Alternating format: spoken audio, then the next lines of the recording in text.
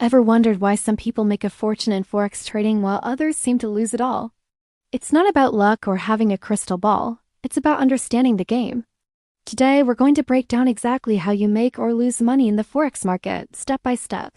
By the end of this video, you'll have a clear roadmap to understanding your trading results. So, what is Forex trading at its core?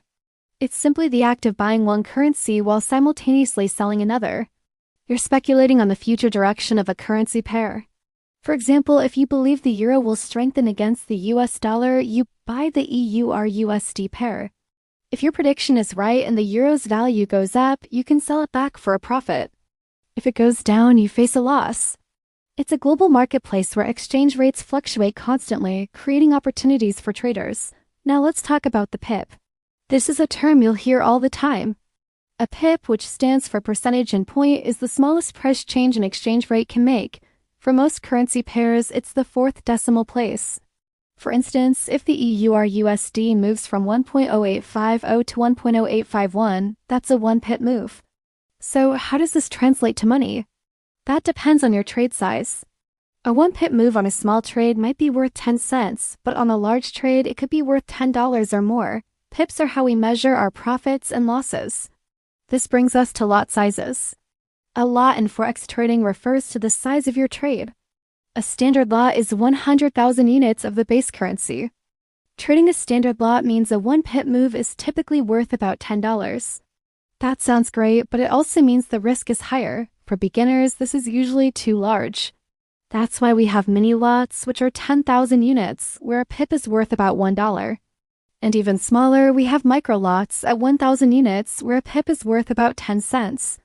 Starting with micro or mini lots allows you to learn the ropes without risking a significant amount of your capital. Your trade size is a crucial factor in managing your risk.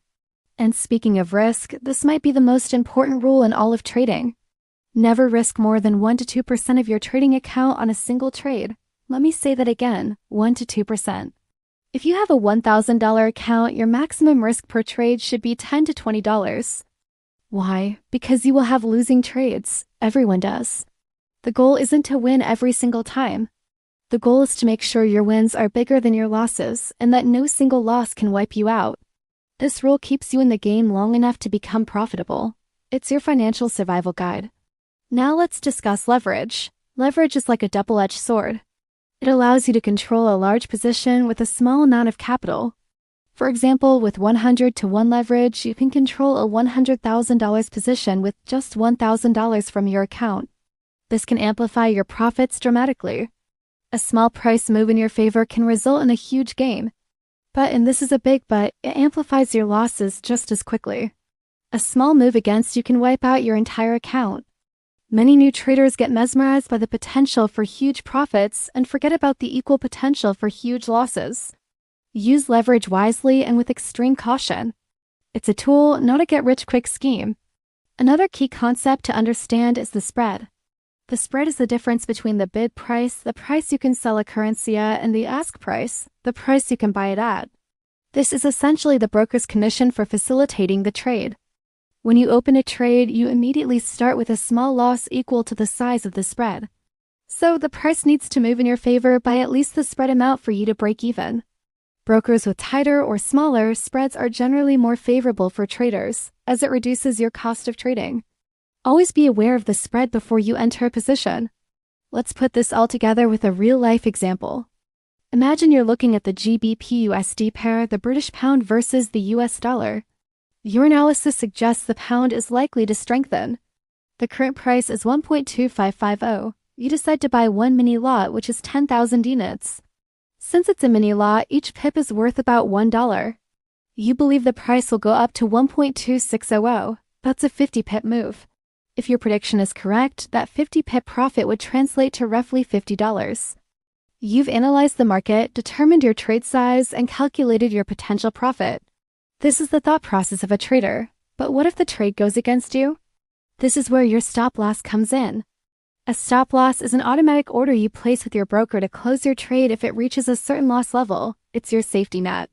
In our GBP-USD example, you might set a stop loss at 1.2525.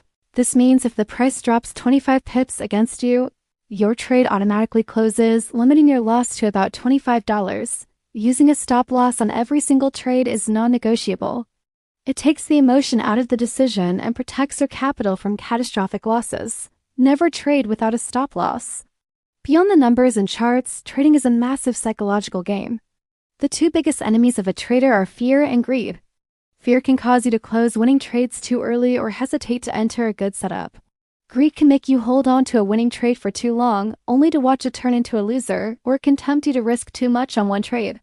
Successful trading requires discipline, patience, and emotional control.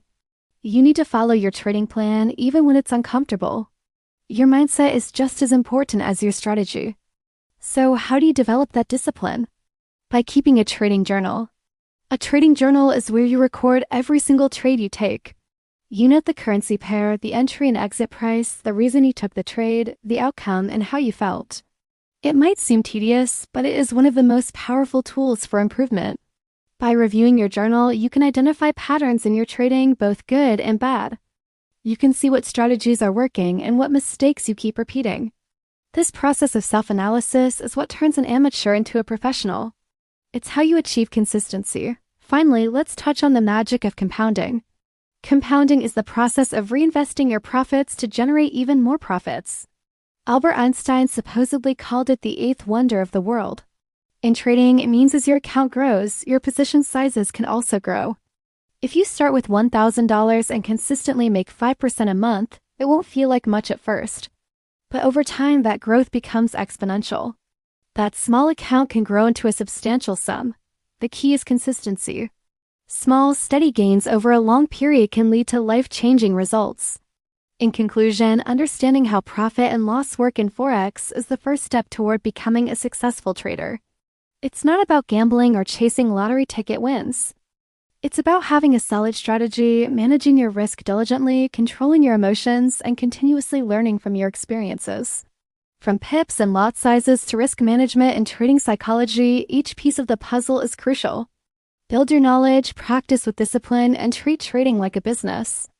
Thank you so much for watching. If you found this video helpful, please give it a thumbs up and consider subscribing for more content to help you on your trading journey. Let me know in the comments what topic you'd like me to cover next.